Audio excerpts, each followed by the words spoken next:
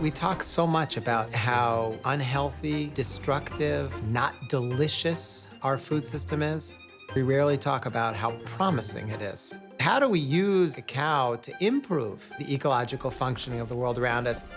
The industry went full force into either you're a dairy cow or you're a beef cow, and anything that was in between was thrown away.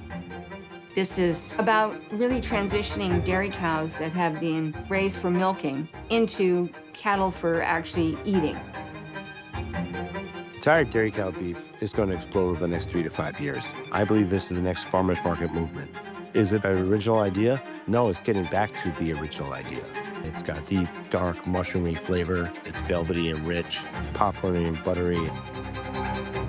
Ultimately, if we can put it on a plate and someone can taste the difference, they're going to understand the value that it has, and they're going to be moved by it.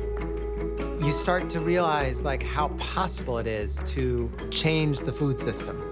If treated right, it is one of the most regenerative animal husbandry opportunities we have in front of us.